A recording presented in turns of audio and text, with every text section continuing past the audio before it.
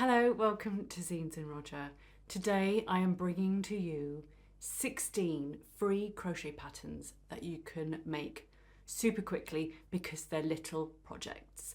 They are perfect for stocking fillers and small Christmas gifts. So what I'll do is work through them in a random order. Some of them I have here in a little pile, and then some of them I don't have anymore because I've lost them, given them away, or I just don't have them anymore, all right. Just in case you don't know who I am, my name is Rosina and I live in the southwest of the UK. I am a crochet designer and okay, fine, the things I'm going to talk about are all my own designs.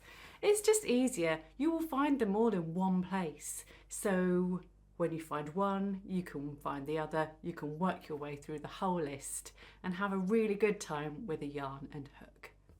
In no particular order, I'm bringing to you a crochet scrunchie, and you get yourself a hair elastic, you crochet around it, and then with lots and lots of magical increases, you have yourself beautiful ruffles.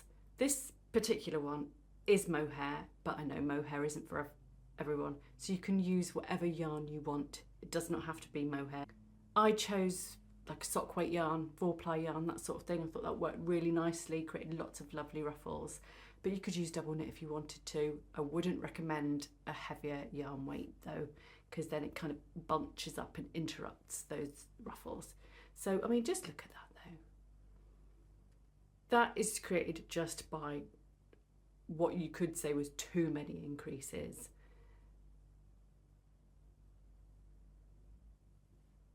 Make it all in one colour, make it a massive stash buster. It's entirely up to you. Both look really, really nice. You can see a couple of examples that I've made on my blog. I was going to put my hair up and put it in, but I can't be bothered. But needless to say, it does twist around really easily and is even more ruffly when you do it like that. Can't get over how pretty it is. Okay, the plaid bows that I have are upstairs in my son's bedroom, so I'm not going to go and get them.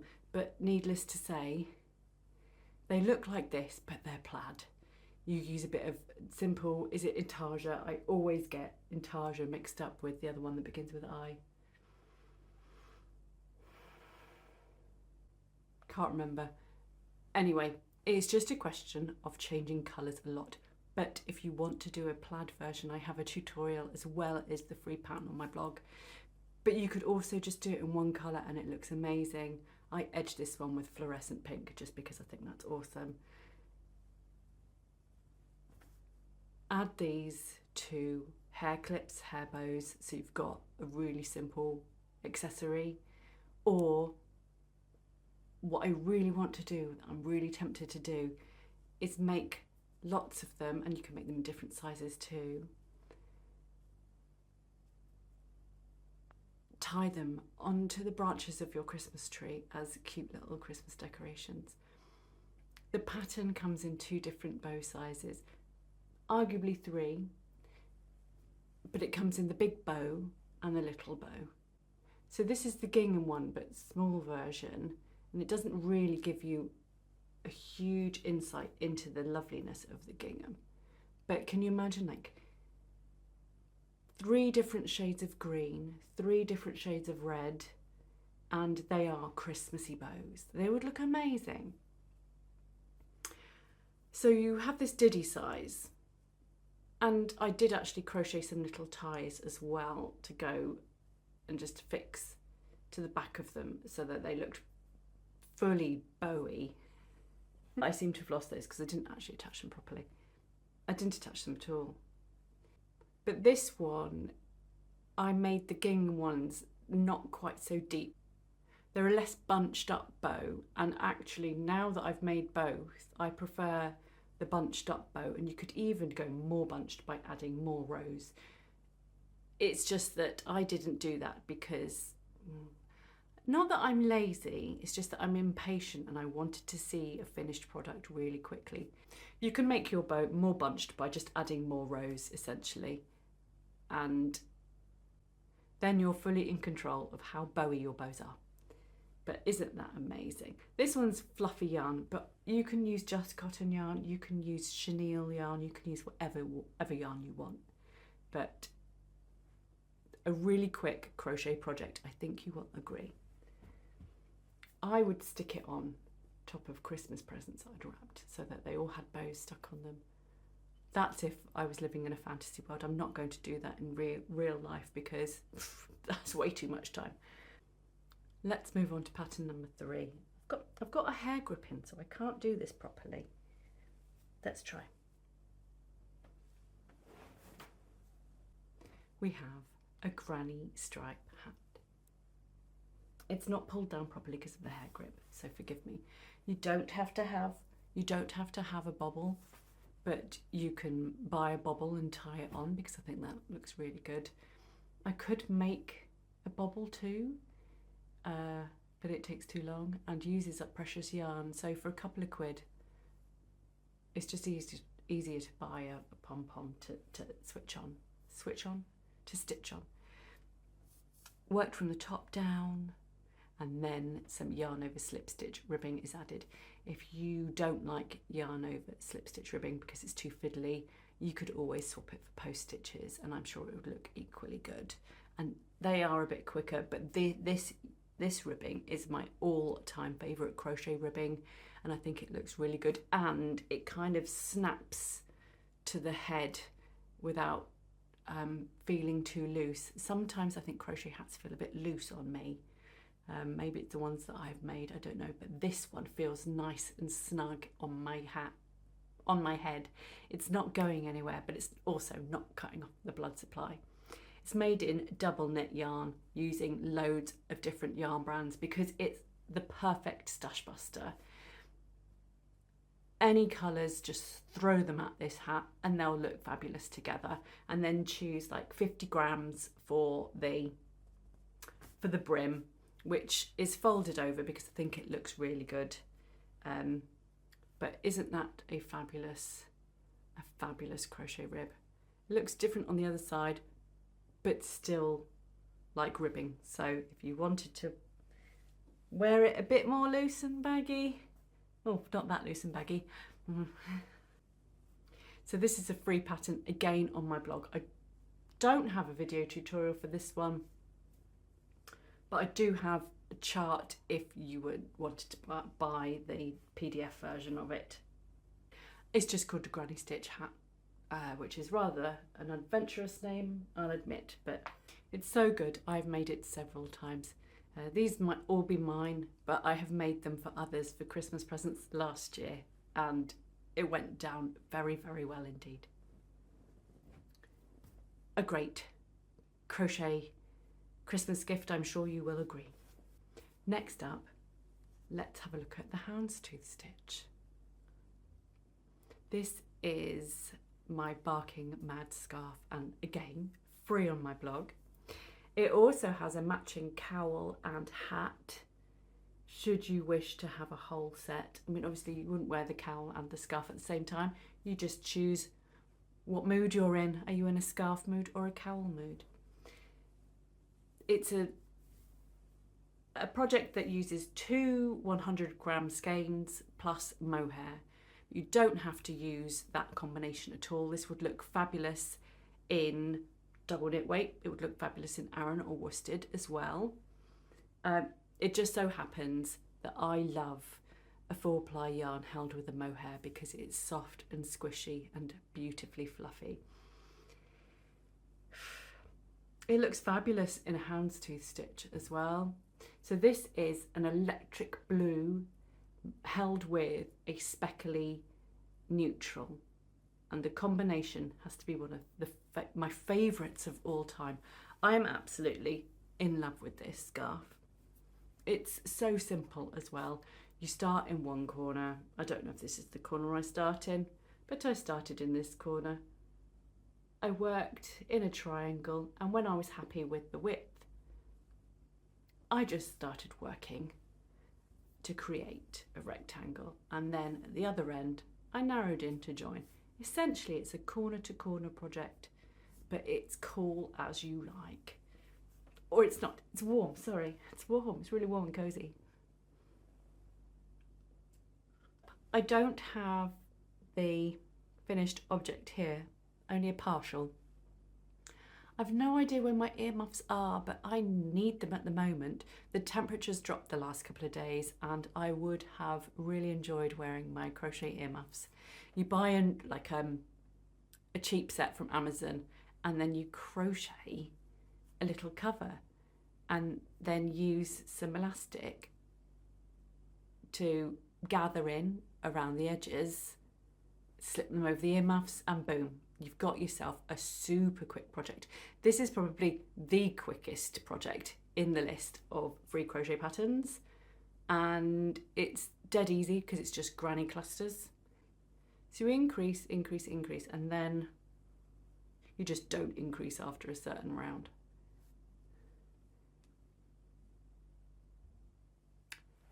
A very, very simple, very quick crochet project.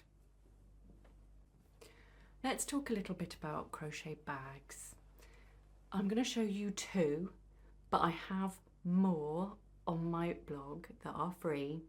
Granny market bags, mesh stitch market bags. Go and check out the free patterns page on my blog because you will find more patterns. But let's just look at these two pretty ones. They are very, very quick to make and look super duper amazing carrying around all your bits and bobs in your new crochet bag. Or it wouldn't be yours, you're making it for somebody else because it's Christmas. Zigzag bag is made with a chevron stitch. You make one major long strip of chevroning, stitch it together, and I can never actually find the join. Where's the join? I don't know where the join is. I must have been a tidy crocheter that day. There's a tutorial for this one, so if you're thinking, what? The tutorial is there to help you. Once you've joined it at the bottom, I used the ends to do the stitching of the bottom because they were there and it's easy. And then a couple of rounds of half doubles. That's half treble in UK speak. I'm just gonna let the cat in, hang on. So that's the chevron one. And the granny one is worked from the bottom up in rounds. And then again, the same edging at the top, just because I think it's a really neat finish. You line it, add a magnetic clasp. I've sewn handles on this one and you can't see the stitching because they're between the layers. You can add pockets to the inside if you want to as well. I think that would look good, but I haven't.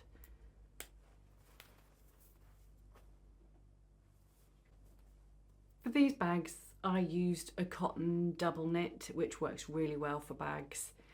Most cotton DK yarns come in a huge variety of colours, and that means you can throw them all at a bag like this, and I think the more the merrier. Obviously you could just use 2 or 3 colours as well because that would look good too. But I am a fan of just seeing what clashes and might look so hideous that it actually looks good.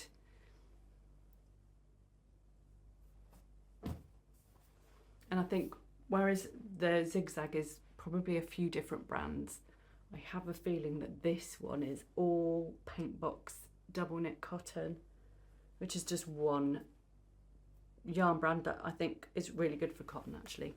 Works good, works good. It works well. I'm gonna have to rejig myself for this one. Hang on. So the next one is some very casual, snuggly, cozy crochet slipper socks. And forgive me because these ones are well loved, so they look a bit scraggly, but I'm going to show you anyway. Oh, with a bit of difficulty. Might be easier to just do this. I could do my right foot better, but they are an off-white. It's not that they're dirty. I used an Aran weight yarn, which is called Leader of the Pack by Hobbycraft, and it's a really nice wool actually, a yarn, like it's probably an alpaca mixed with nylon or something, or acrylic, and it is quite a chunky yarn for what they call an Aran weight. I can't remember how many yards and meters per 100 grams, but the details are on my blog post. What I've done to make them Christmassy as well, so they would fit perfectly in somebody's stocking, is I found the holly pattern from Attic 24, and I just like appliqued that onto the outside of one of the socks. I was going to do it for both, didn't get round to it. These socks aren't graded. In the pattern, I think I've said something like I crocheted X amount of centimetres to get them to fit my normal sized foot. There is details in the pattern on how you make adjustments. There's 3 different sizes. But if you truly wanted to make it in secret, you might have to somehow measure a sock that belongs to a loved one to find out just how long you crochet from here to here. That's like one of the bits that I leave up to the maker. Next, crochet wrist warmers. These are the simplest wrist warmers because there's very minimal shaping, and I haven't even worried about a space for the thumb hole. We just have tubes and they fit on the hand like that. Ta-da! And they use colour changing yarn, a self-striping yarn, so you don't even have to change colour. The only time I changed colour was to do the cuffs, the ribbing, so that it was like a matching complementary colour. But arguably you could do that in the self-striping yarn too. I just wanted to make sure that it was all one colour, all one colour. You can see the jogs in it, but I don't care. I think they look fabulous. I can't remember who the yarn is by. It's something to do with clouds. But it is a yarn that is based on the colours of the London Underground map. I think the yarn is actually called Mind the Gap yarn. So here we have very, very simple wrist warmers. They are made in a finer yarn, but I think that adds to their elegance, and I don't find it fiddly to work with.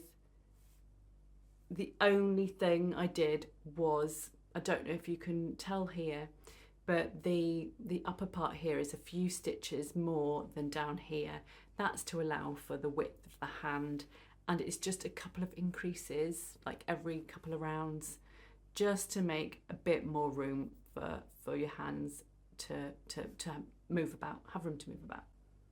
I actually really, really like these, and it's funny because sometimes the best things are the most simple things, aren't they? I want to keep them on, but I need to show you some other mittens. So in a very, very Christmas red, I've got some chunky mittens this time. And the best thing about these mittens is that you can make a pair in one ball. So this is 100 grams. And oh, I can't remember how many. I think it was around 145 meters per 100 grams. It's a chunky yarn. So we have some chunky crochet mittens. I have a tutorial for these as well. So if the written pattern is not for you, then follow the video tutorial. They are worked cuff up, and as you work up, you work increases to incorporate the thumb, and then you work on the rest of the mitten by itself, gather to close. You can use a beautiful Fire Engine Red. That's West Yorkshire Spinners Retreat. It's a roving yarn, I think. Or I used Stylecraft Carnival Tweed in a chunky yarn, and it's a colour changing yarn. Which, it's not my favourite, but I understand that it is a popular way of creating lots and lots of colour in a really easy way. The thing is now, do I gift these or keep them for my... I'm going to gift them. If you get these for Christmas, surprise,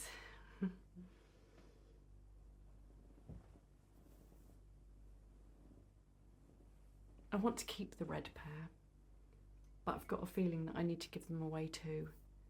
Like, I don't need them because I've got loads of mittens already, but I really like them. But I think I should give those away for Christmas too. It's really hard, isn't it?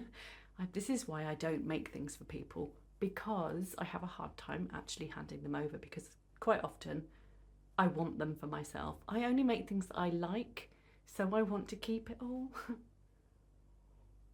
Next up on the list, I don't know where it is anymore, but in our house we have a Santa hat that I made. Maybe I made it in 2016, 2017, I don't know.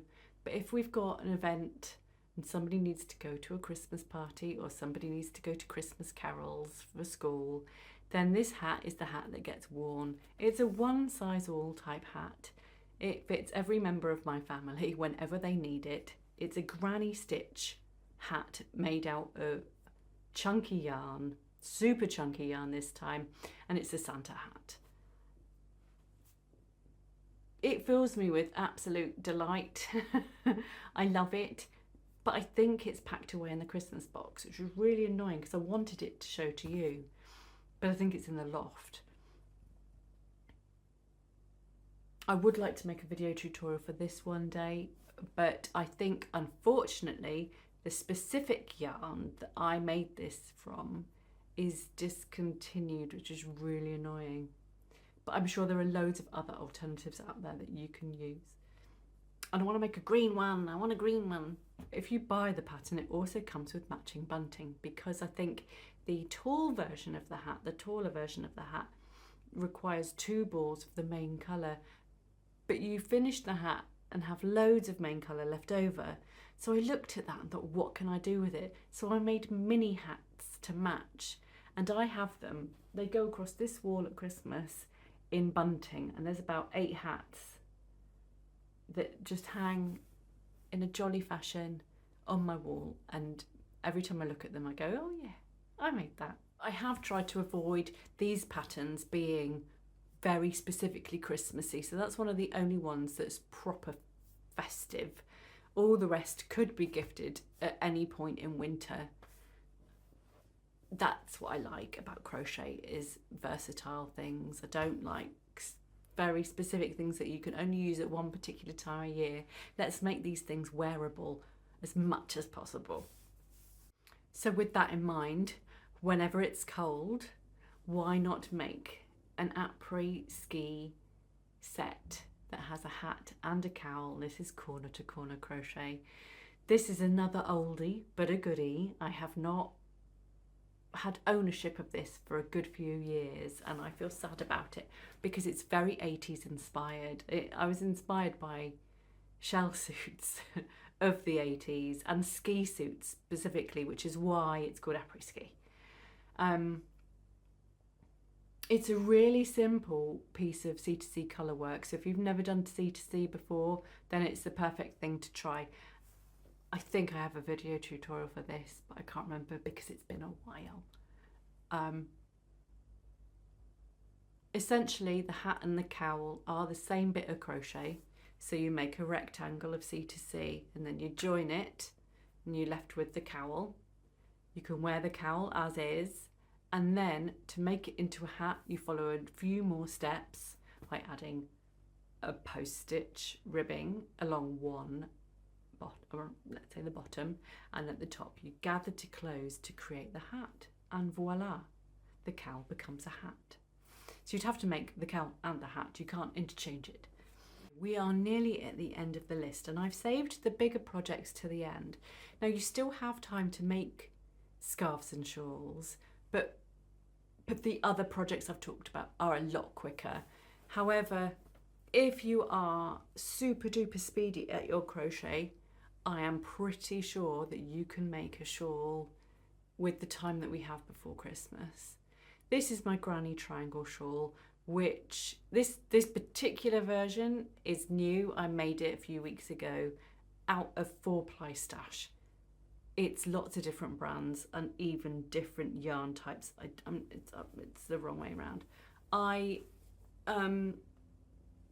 was not particularly discerning in what I used. I just chucked it all together knowing that it would look fabulous together.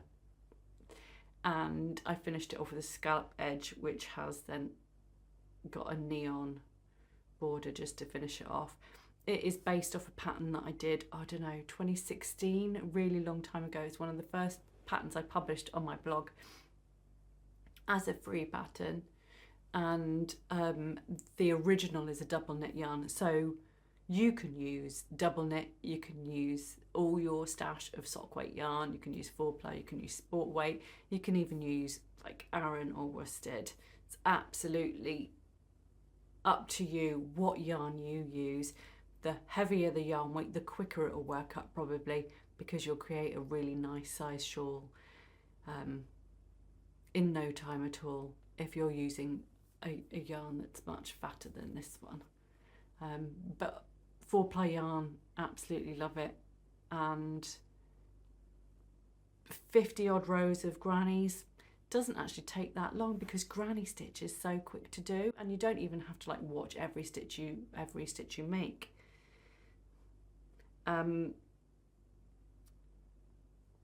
There's only a few tweaks that I've made since the first iteration of it, but this is a lot quicker and a lot easier to do, I think. But whilst we're on the subject of shawls, and they are included in the list, I'm just going to do my nails. I hope that's okay. It's probably very dodgy, isn't it, doing your nails while you're playing with wool, because all the yarn fibres will stick to it. That means I have to wear this shawl for the rest of the video now. This is the granny triangle shawl, but if you don't want to do a granny triangle where you've got this corner, why not work granny stripes in horizontals? Well, I've got you covered for that as well, because I have the Wayward Sisters shawl. I don't know what I did with it.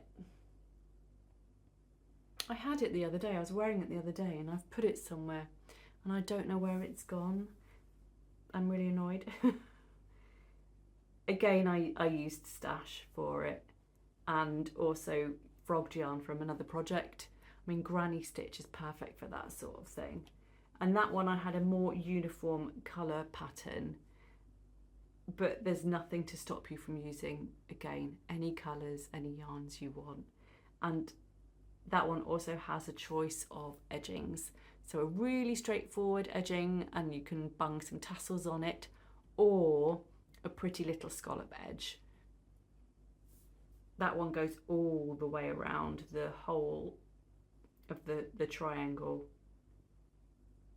Oh, I'm such a mucky pup. Honestly, I can never do a neat job when I'm doing my nails. So clearly for granny shawls, I have some good options, but we don't have to just stick to grannies. As much as I love a granny, I know not everybody does. So what else can we do? We can do the Urban Stripe Shawl, which is just US doubles, that's it. So you increase on the way to the centre and then decrease down the other side. Add stripes, just 1 or 2 colours in a good contrasting shades, or I mean, feel free to get all the colours involved in that party. I think it would look fabulous. But just remember, the more colours you add, the more ends you've got to sew in. Oh no. This is the worst time to do your nails, isn't it? What a fool I am. So the Urban Stripe Shawl, free pattern on my blog. There's no tutorial for that one, but I've got a tutorial for this one. I made the Urban Stripe Shawl twice, and I don't have either. The first one I think I might have worn to death, and then I gave it to a charity shop. And then the second one I made as a Christmas present for my bestie, and I used cotton drops merino because she is very sensitive to wool fibres, but she still wanted something warm and snuggly, and it turns out that a cotton merino blend was perfect, and it looked really, really nice in that shawl. The photograph I'm using is that shawl, with the cotton merino by Drops, and I really like the colours too.